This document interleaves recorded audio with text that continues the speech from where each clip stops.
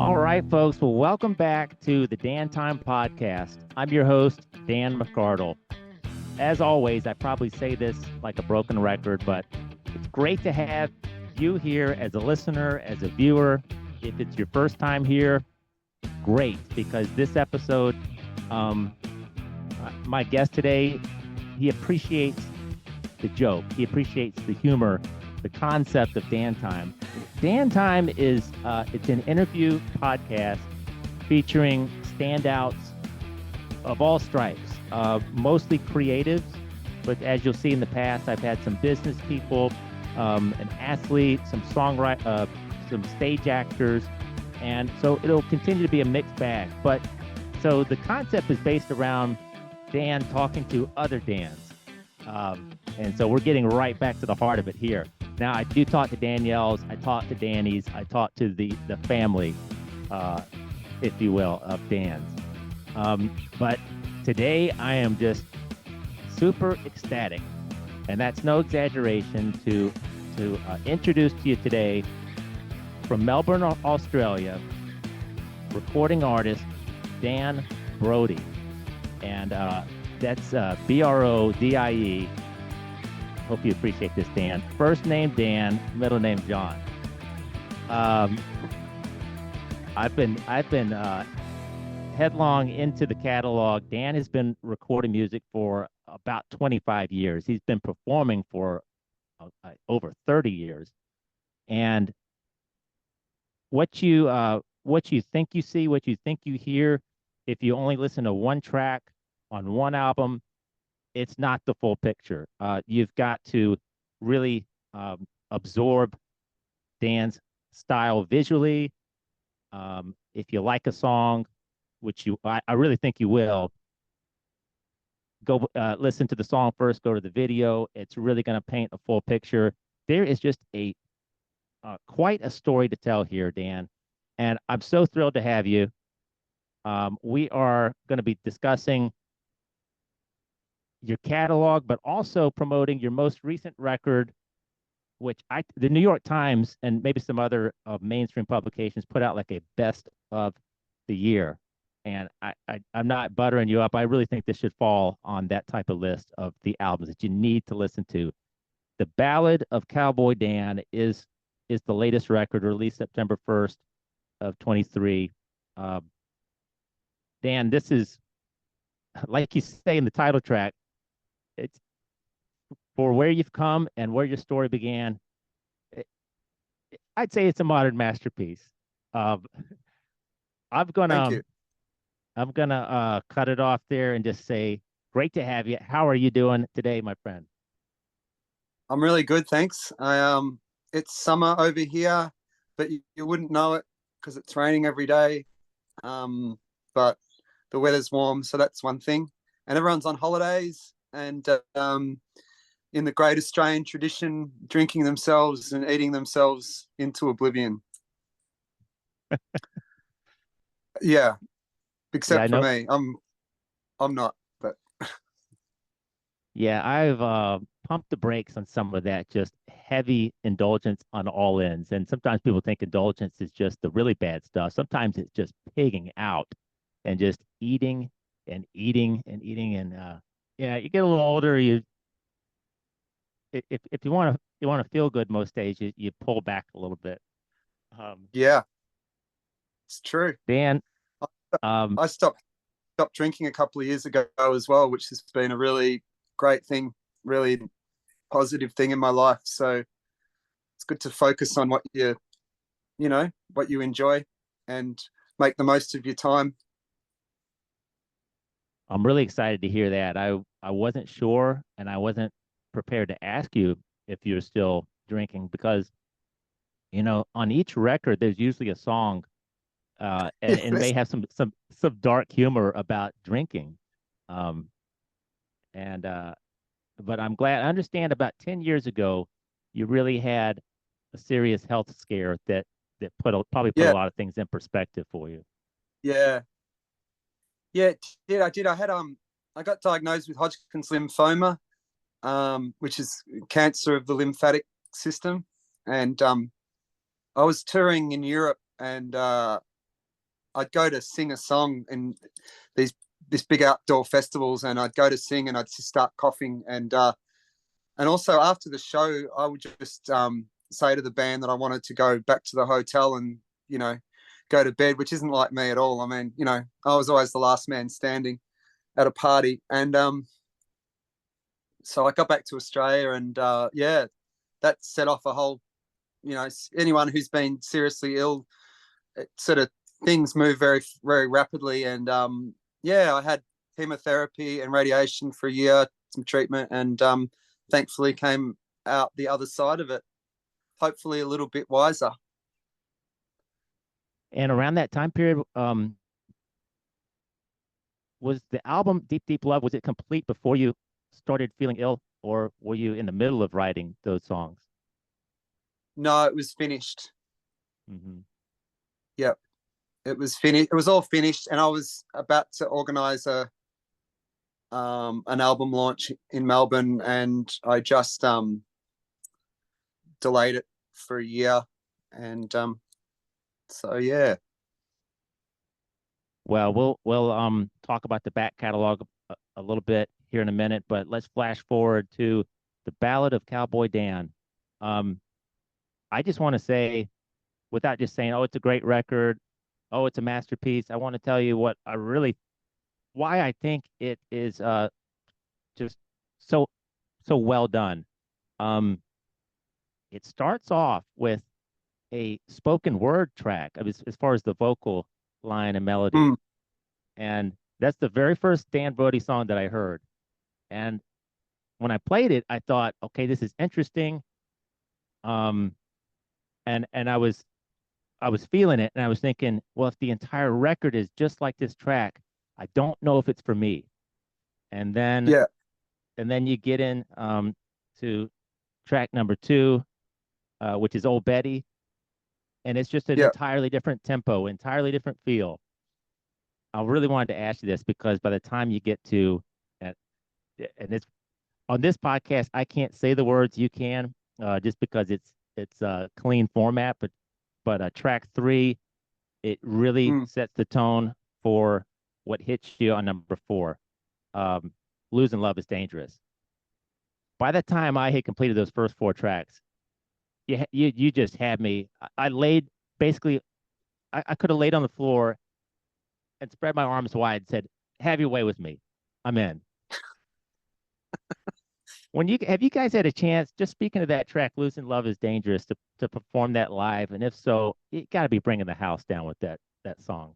Yeah, we played it on Saturday night, and we opened with it, and it actually did. It's the second time we played it live, and it's a pretty traditional 12-bar belter, but it certainly hit in all the right spots. The audience was really there with us for the song, so nice way to open a set. I think it's a nice sort of statement of intention in terms of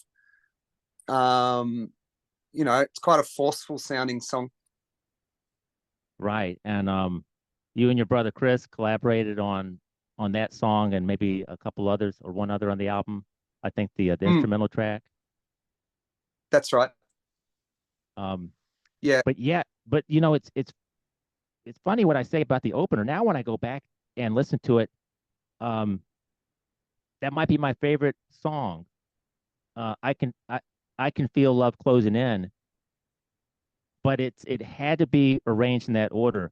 How much time in the studio do you spend when all the songs are written and figuring out the track listing? Is that something you go over with?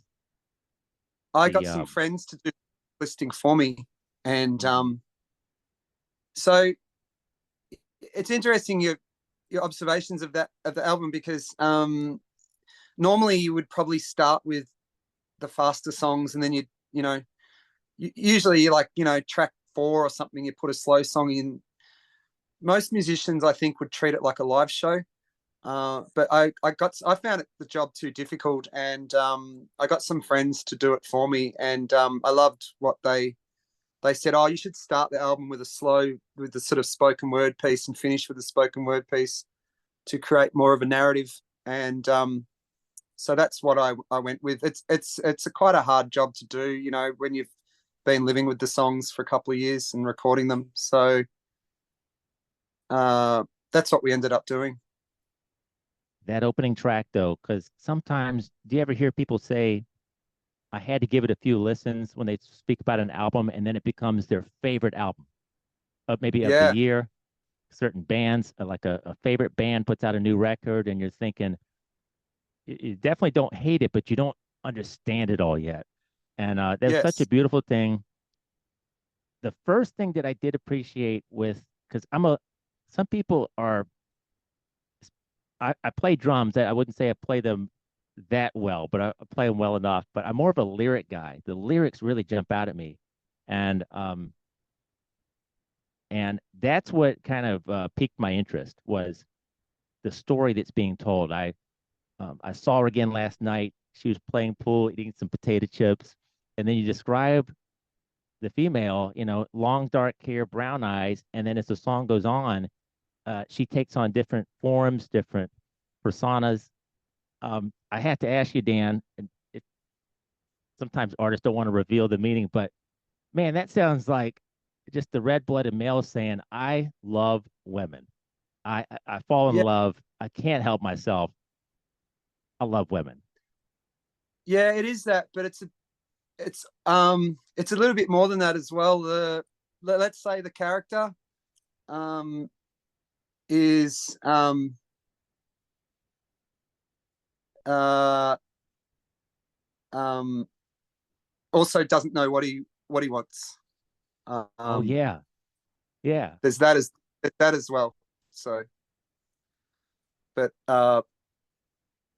yeah, it's trying to, on another smaller level, it's trying to show that the character is extremely confused. yeah. I But could that's definitely not as see that. there's that as well. But yeah, the first thing is pretty spot on. Yeah, And again, in track number three is the way I have to describe it. But folks, if you're listening to this podcast and you're sitting down and you're able to maybe pull up the track listing, you can follow along with what we're talking about here. Dan, is this a reflection of all the things you've heard from all the passersby over the years that tell you, "Oh, you're just so wonderful," and then they've been there for the highs, but they're gone during the lows, and then they're back for the highs? Yeah? Are you reflecting some of that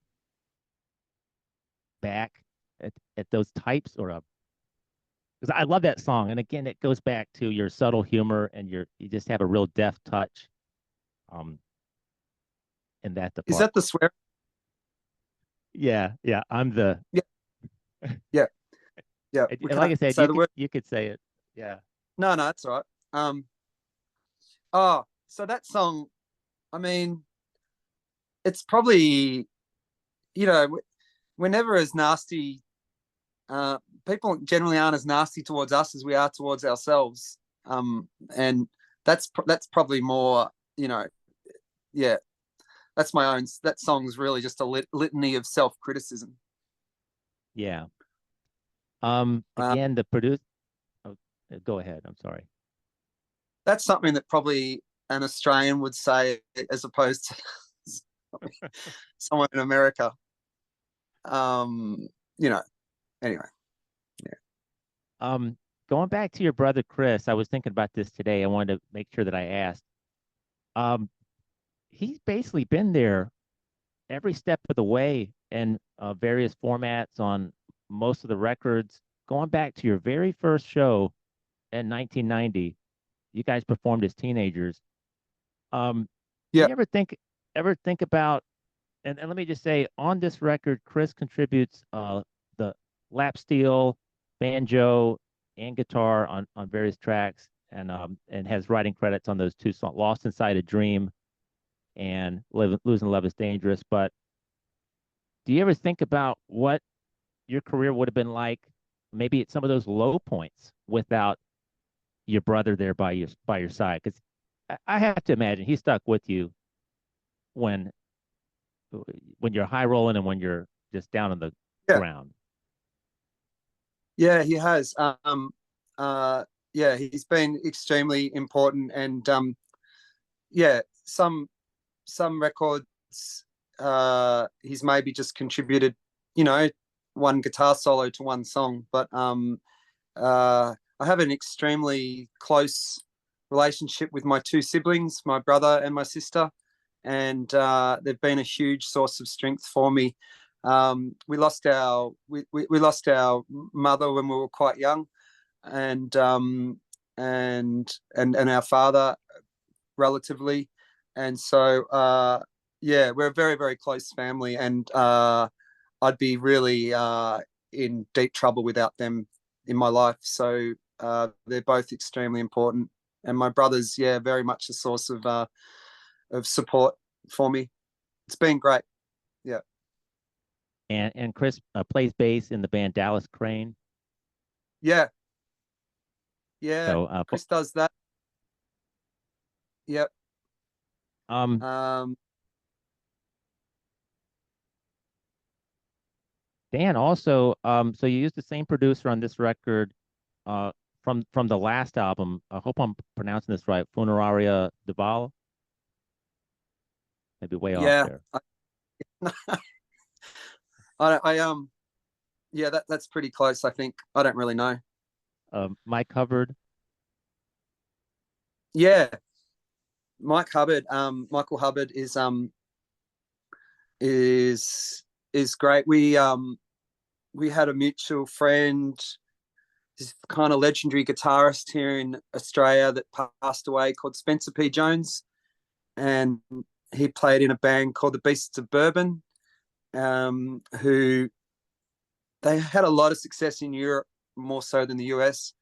And he came from this kind of punk aesthetic, and his band was the Johnnies, and I guess he started this kind. I mean, he was kind of in that genre of cowpunk, which I know some US bands did as well.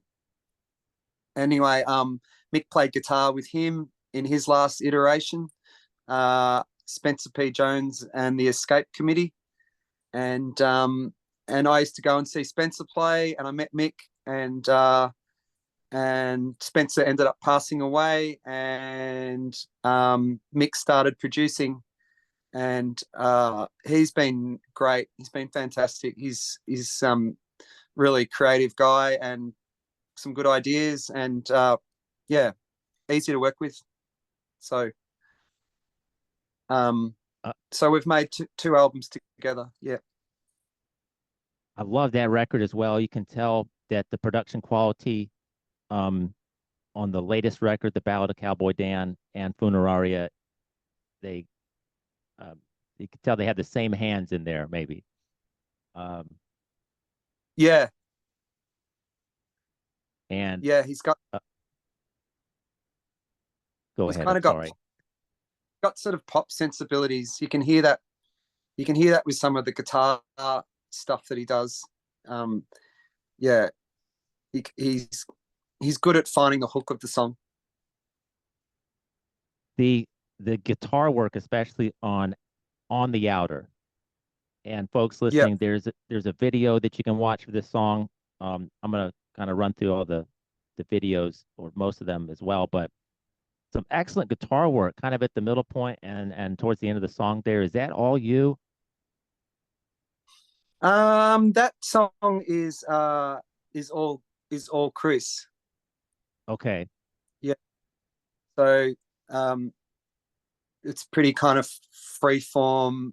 It's got a riff throughout it and stuff. I made that film clip. I think I made it during lockdown or just as we started. We had a pretty harsh lockdown here in Melbourne. Um, Everyone went a bit crazy. I think we were locked down for 300 days or something. So, Wow. Let and me yeah, ask you, like, it was pretty brutal. um, on that note, I was going to ask, because I've talked to some other artists, with the lockdown being so prolonged, and you're used to moving pretty fast, or you're at this venue and then that venue and this location and Yeah. that location. Now all of a sudden you're in one spot. When you come out of it, is it easy to get back into that frenetic pace again, or do you kind of take this new comfort and just being still for a moment with your life? That happened for a while. I mean, people, COVID seems to be back this summer now. I just spoke to a friend yesterday. A lot of people have it again, and I've had it twice, I think, once, I can't remember. But I think COVID really taught people to have an appreciation of each other. You know, as much as we all annoy each other at times, I feel like that was a positive take from it. That people need each other for support, and particularly the music community. People seem to become a lot nicer to each other after COVID, so that's been good. Yeah, they probably took the companionships that they had for maybe not for granted. Well, maybe they did. Yeah, because it's one thing to sit on your cell phone and text people, but to do that is the only way to communicate with people because you can't leave your home. Yeah, you start to long for the human connection. Yeah, that's right. So yeah, I'm back into it. I play piano with a bunch of bands as well. So that keeps me busy. I really enjoy that side of my career. That's relatively recently. That's only been for a few years, actually. So I play probably about 3 nights a week, 3 or 4 nights a week. So that's good. Yeah. I just love playing live. I really love playing live. That's where, for me, that's like the moment of truth. From the moment I first did it, when I was, the first pub show I had was when I was 15, and it was the most terrifying and exhilarating feeling of my life. And you know, like someone trying to find their hit, a junkie trying to find that great high. I feel like you're sort of chasing that your whole life, that feeling again. It's kind of strange. Yeah, I can see that when you're 15 years old and you're up there, even as, like you said, as terrified as that first experience was. It's almost like a theme park ride where you still want to do it all over again. And then again and again. Yeah, it's exactly what it is. It's bizarre, and some nights are terrible. I mean, you put on a brave face and you're professional, but some nights you go home and you're like, oh, for God's sake, that was just, the sound was bad, the audience was unresponsive. But I don't know, even the bad nights are better than a a working week doing something that you don't like. I box as well, and I've done a lot of. I haven't fought competitively, but I've done a lot of sparring in the ring, and that to me feels exactly the same as playing a live show. It's like the bell goes, and you're on, and you are on, and you've got a tiny amount of time to defend yourself, punch, move, duck, weave, survive, and express yourself. And if you make one wrong move, you're on the canvas. So I don't know. That might be a little naff, that analogy, but I've always likened it as a similar thing. I feel like you probably need to be on the clock, under pressure. Yeah. And just that need to challenge yourself. Yeah. So yeah, it's like a boxing match. I could see that. And, and sometimes you get knocked to the ground, but you don't.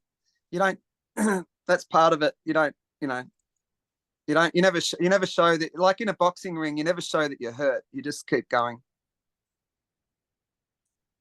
And Dan, in your songwriting and in your lyrics, this is really what and not just because I was going to have you as a guest on the show, but when I was diving into the catalog, getting into the songs, it really struck me how you open yourself up.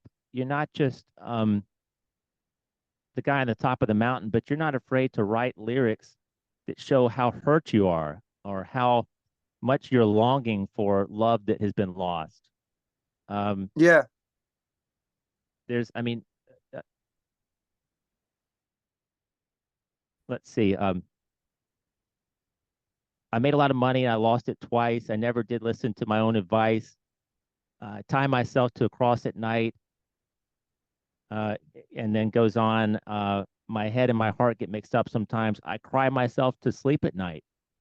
There's a lot of men that have gone to bed with tears in their eyes, and very few of them talk about it or write about it. I thought that was Yeah. huge. And I thought I wrote the song title down. I can hear the song in my head. Um, is that My Last Picture Show? Yeah. I think that is from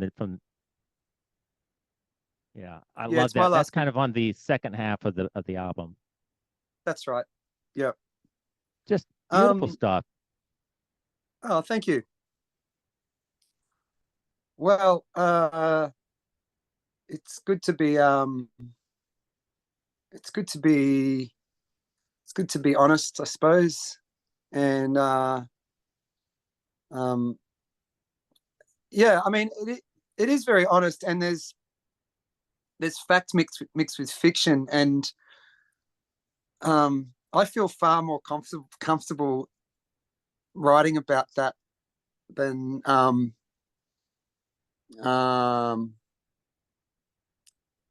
let's just say that for me, it's a much more comfortable realm than than let's say real life. You know, Yeah, yeah. yeah, I like I'm not, you know, without bearing my soul. You know, I'm not the easiest person to talk about any of that stuff in person, and you know, um, those closest to me would probably agree with that.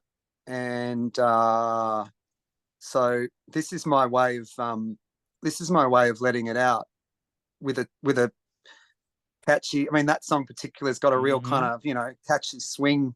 It's quite an upbeat, swinging kind of swinging song, and but you know, it comes at a price because you know, personally, I'm probably not going to talk about any of that stuff. So, you know, I'm sort of setting myself up for some problems. Well, I just so enjoy it uh, because Oh, as good. a fan of music and of kind of an artist that is an open book, it helps me get in touch with some of those emotions as well. Um, Oh, that's everybody's got something unresolved in their heart, yeah, uh, in their head, and it may be from 2 weeks ago or 20 years ago. And yeah, you may be 98% over something, but you still have that thought running through your mind every so often. So uh, yeah. I love that. Oh, that's great to hear. I mean, you know, in the same way that I I love movies, and um, I love living vicariously through actors, and um, that's probably a similar thing. You know, it's exaggerated versions of people, or um, uh, yeah, I think that's what I mean.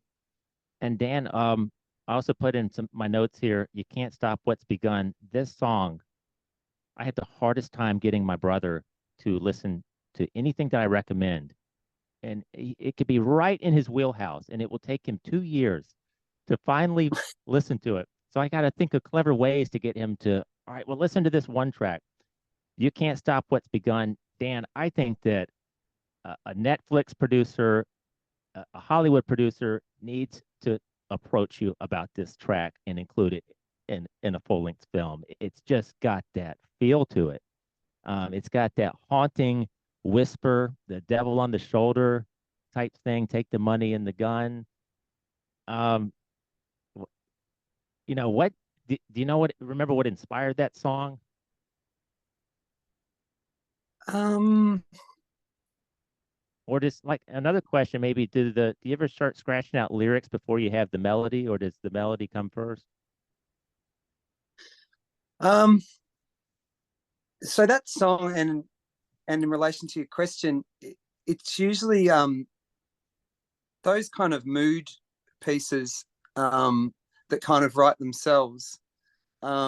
It's a it's a it's usually a feeling a feeling that you have, and the words just pour out. The whole feeling pours out. So it's like it's whatever you're feeling, and you wake up, and often it's in the morning as well. You get out of bed, you wake up feeling like that, and that song in particular's got a real sense of fatalism to it. Um, that it doesn't matter which road you take, um, things aren't gonna end well, um, and so uh, yeah, Yeah, that I have noticed some songs do have a nihilistic quality to them. Um, and I you know, think I I've think been in that.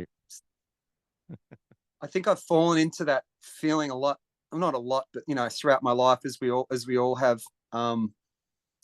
And one of the reasons why I stopped drinking was to sort of put a stop to that, put a stop line there.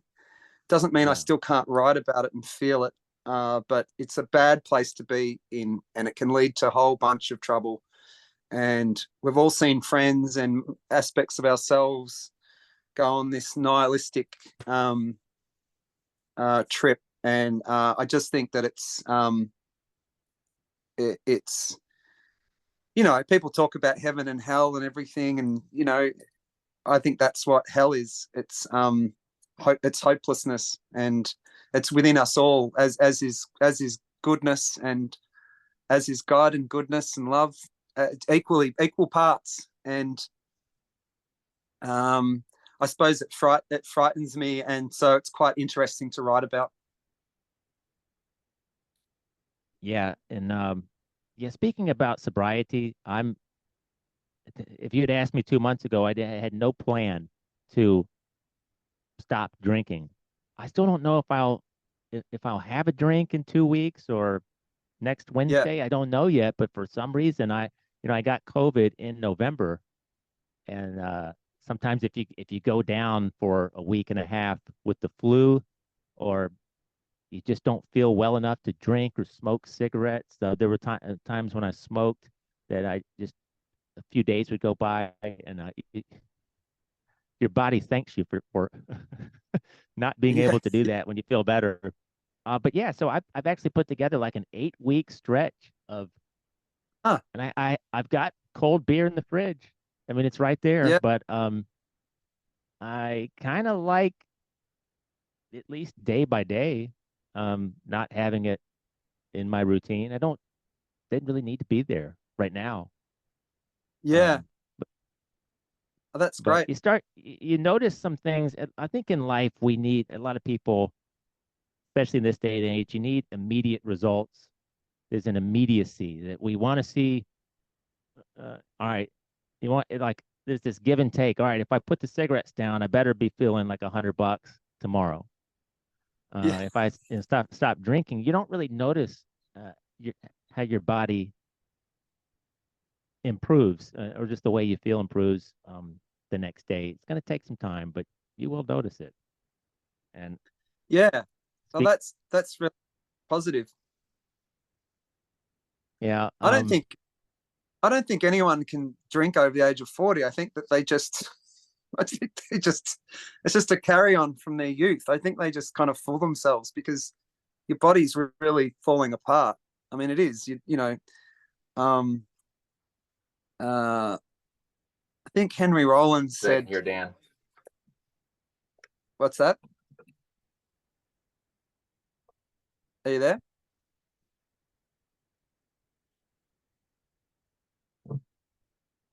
Hello? Hey, bear with me 1 second here. Uh,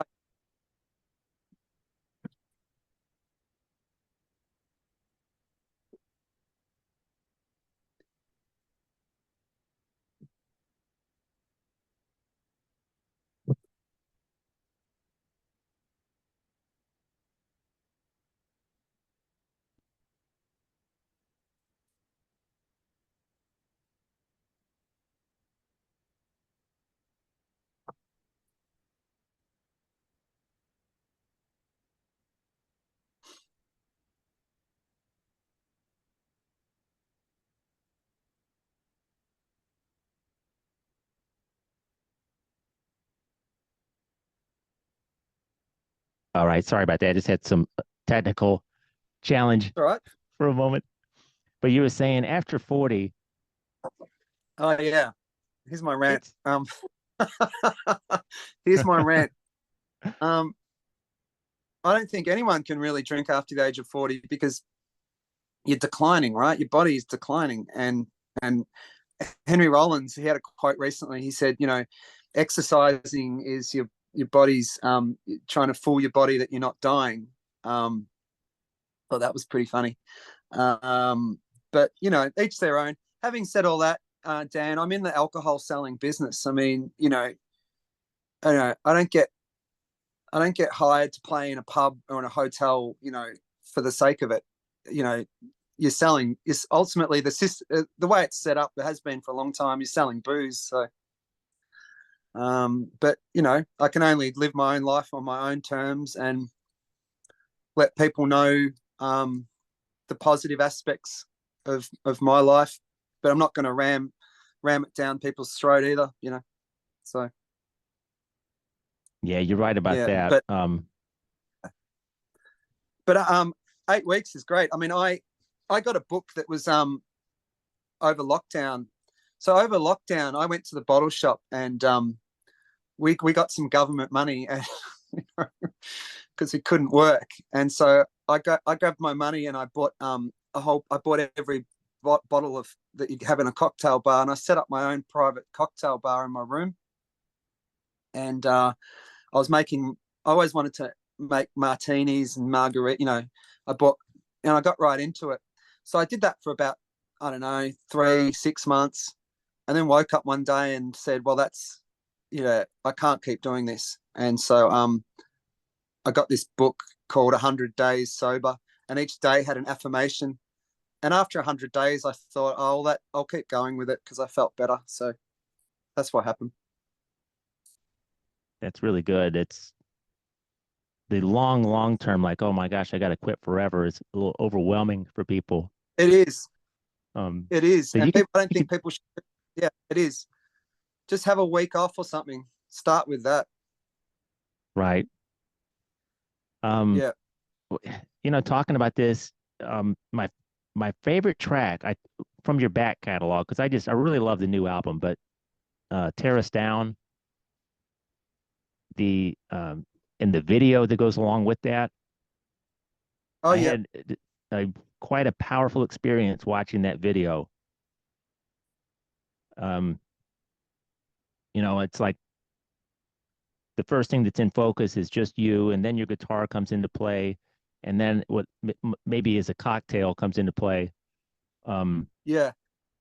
that's yeah, lyrically, musically, that the chord progression in that song, I just think it's one of your standout tracks. Oh, thank you. Do you We shut. perform that one live still? Yeah, I do. I actually just performed it live with a band at a festival recently for the first time in well, ever. I'd never played it with a band. I do when I play solo. I play it. At the moment, I'm trying to blend the because I've got this kind of real huge difference in the music. There's this real punk, energetic rock and roll side, and then there's this quite tender-hearted balladry. And at the moment, I suppose I'm trying to reconcile those two things because I think that's what I do, and that's what people respond to.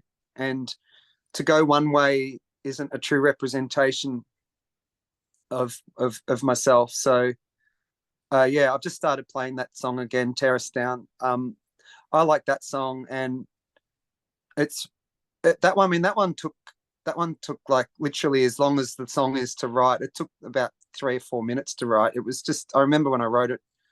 Um, I wrote it in a kitchen with a 6 pack of beer a long time ago, and the music video was done in the middle of chemotherapy. So I was 3 months into it, and I was So with chemo, people have had it. I'm sure plenty of your listeners. You get sick and then you feel better again, and as you're on the upswing, they dose you again. So it was like on the upswing, and I think I had to go back the next day or something, and then I'd get sick again. So we shot that. Yeah, that's a good video. I like it. It's pretty raw, actually. Really, I mean, it doesn't get much rawer than that, I suppose, because yeah, I wasn't feeling very well. It was really good of my brother and my friend Dave to make the video for me too. So it was a lovely gift of them. Yeah. And like you were just saying, there's multiple sides to you. You take a video and a song like that, and then Un Don't Tra Saucisson, and the video for that one is quite comical. So folks, if you again, I think I said this at the top of the episode, if you listen to a couple tracks and you think you've got Dan Brodie pinned down to one style, he's gonna completely flip the script on you the more you listen, and you're gonna love it. Uh, that video, that was great. Who that must have taken some collaboration, just the artistic writing of the concept of that video, Un Dot Tra Saucisson, and that's from Funeraria. Yeah, that was made by a friend of mine, Joe Volanti, and he's kind of involved in the comedy acting world. He got a bunch of different people involved. And then my friend did the graphics with the sausages and stuff. And I really like that song, Under Trois Saucissons. I've done a fair bit of touring in Europe over the years, and had got a bit of a fan base in France, and I just I like those kind of with songwriting. To answer the question about the variety of songs, I love all songwriting. I find it very difficult to focus on one style. But I do admire people that do that. And I think you have an easier career if you do. You do, because people go, all right, cool. They're this, or they're that. What I do is, it's what I do, but it doesn't make for an easy ride. I'm like the Ween of Australia. you know, here's a country record now, here's a metal record now, here's but for me, it's all part of the same tapestry. Un, deux, trois, saucisson is a fun gimmick song with this intense refrain of 1, 2, 3 sausages, which I guess appeals to my sense of humor. So what can I say? Yeah, and it has a real psychedelic quality to it, which I can imagine goes over pretty well in the live performance. Yeah, And yeah, and you speak in the track number 3, again, as I call it, on the Ballad of Cowboy Dan. You only like me because I'm big in France. So an ode to your French fans there. yeah, Also, Dan, and I'll put this when I promote the episode, I'll make sure to mention your accolades here. You're twice nominated for ARIA Music Awards, and that was for your major label debut on Capitol Records. mm, Empty Arms, Broken Hearts, which again, this is if I'm if what I read was correct, you guys went back in one night and did the retrospective, the Big Hearted Loving Man, which captured like your favorite songs from those early records up to about 2014, or you recorded that in one night. yeah, Um, that's a good one because some of those tracks on the first few albums, I couldn't find immediately available as far as for download. yeah, Um, but some yeah. The great songs first there. album, I think yeah, "Lower Me Down" was one of my favorites from.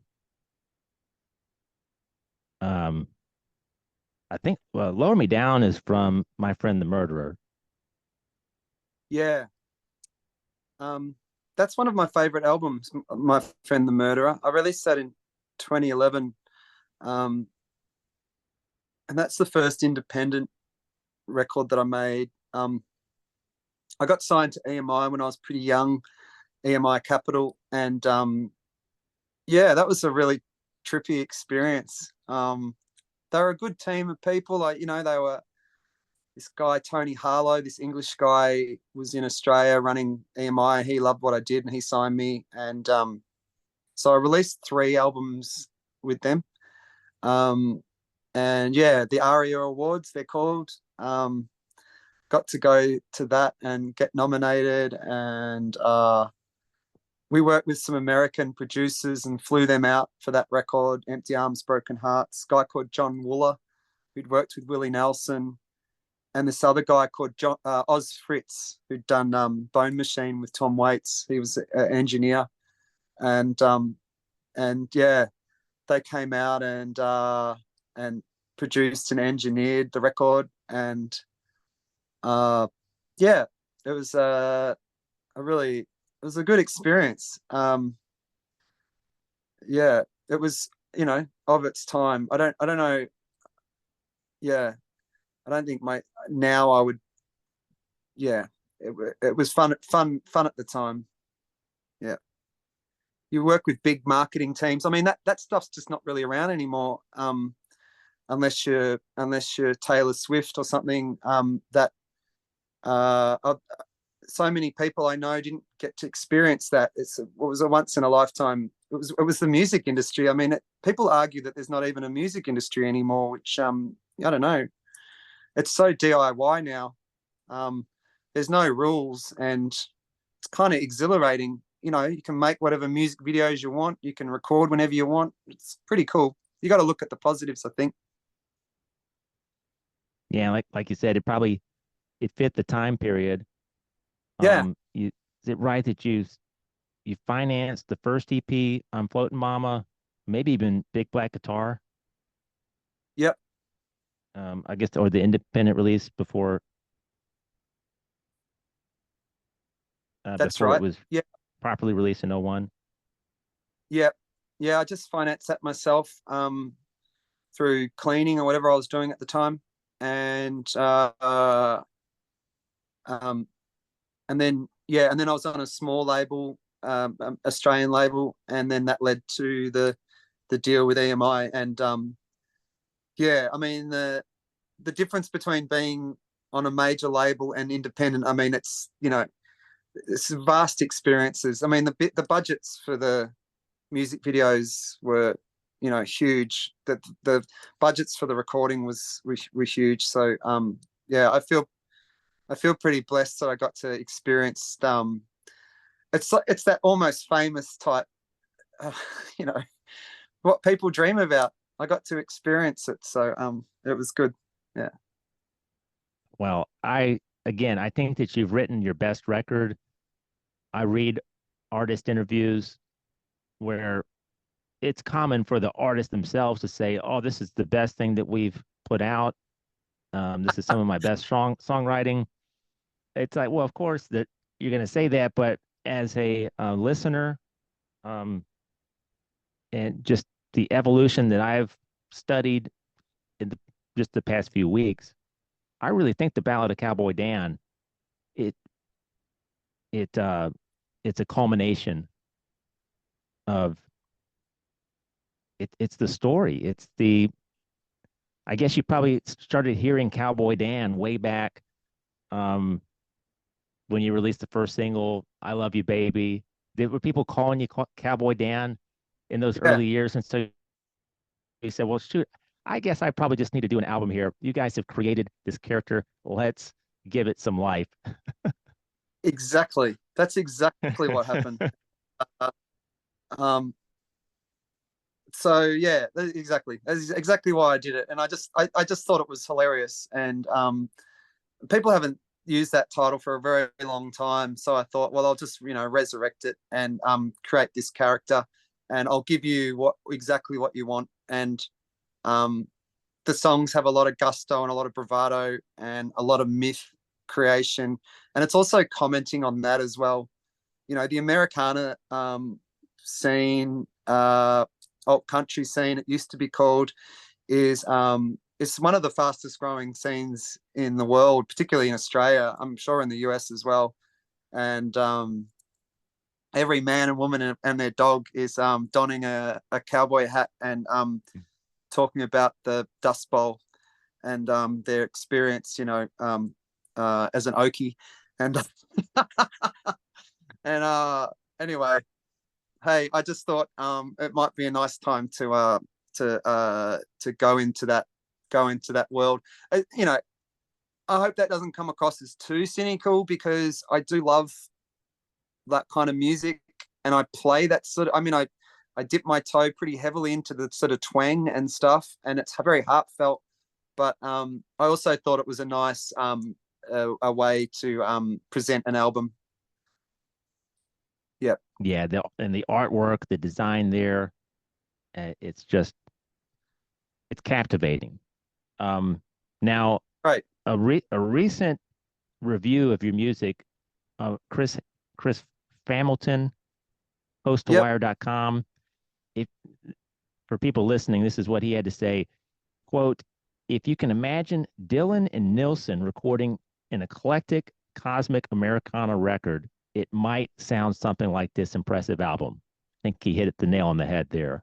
I know way back you were referred to as Australia's Mellencamp. Get some comparisons to Elvis on certain tracks. Yeah. Johnny Cash, Steve Earle, probably more appropriately.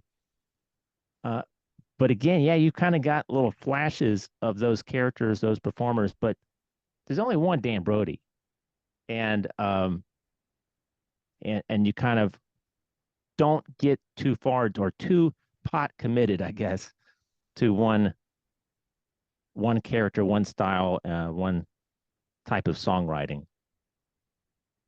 No, I don't. And I mean, yeah. And I wouldn't really want to. I think life's way too interesting, and to be sort of to go into just one style.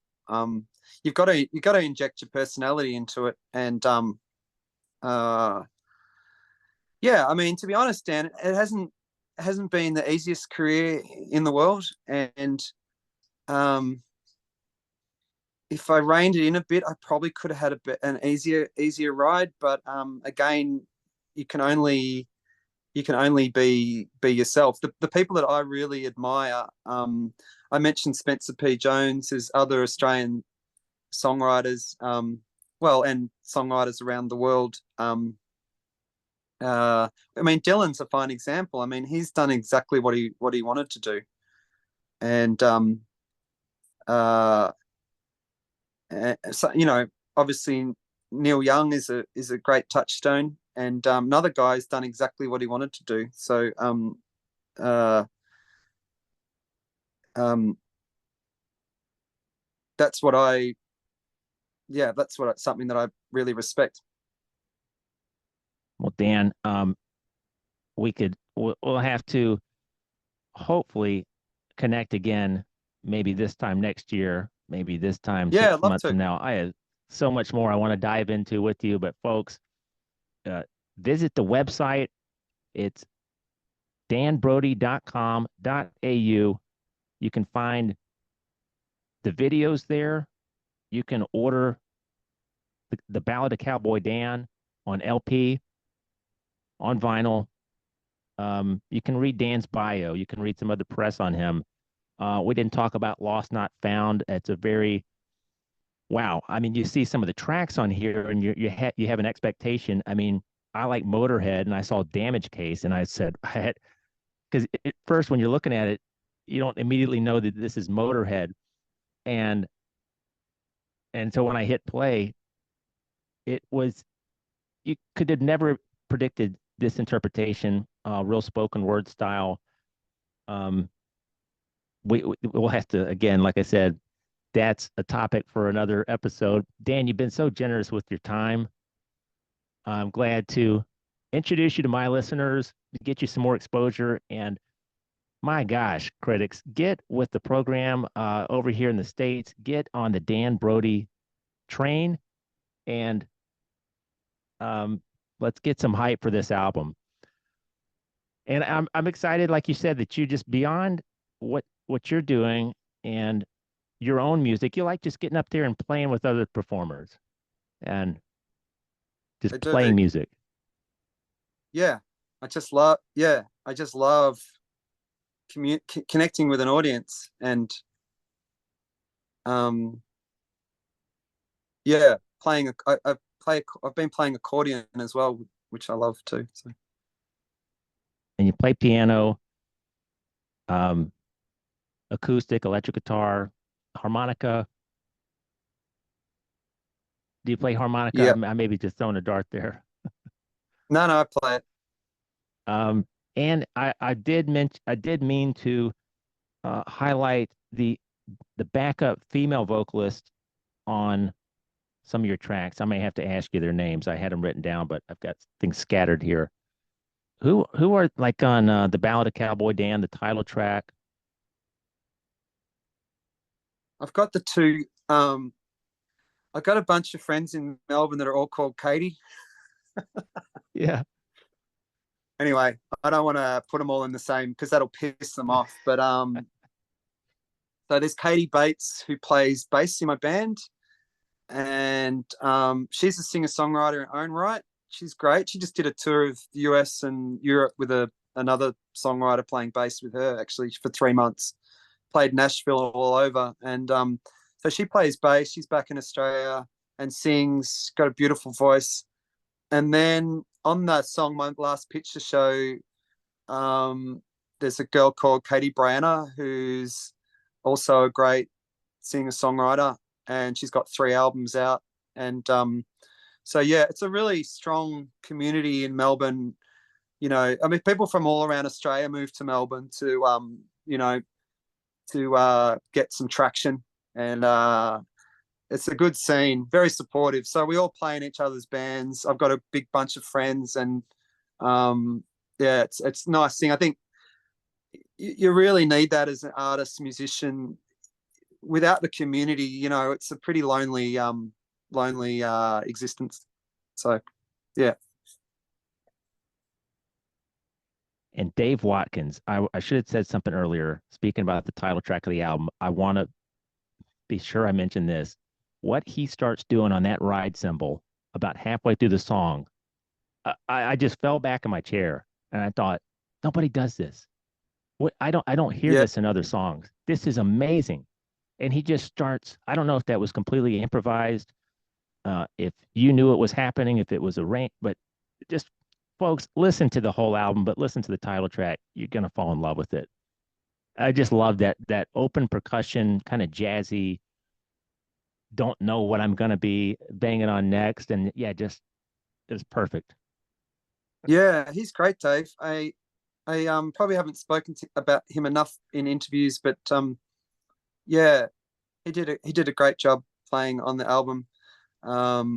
He's moved to another state of Australia, so I haven't really seen him for a while. But yeah, it would be nice to live. I play with different people than the album, but yeah, he did a great job. All right. Well, anything else that you want to promote here? Anything you want to plug?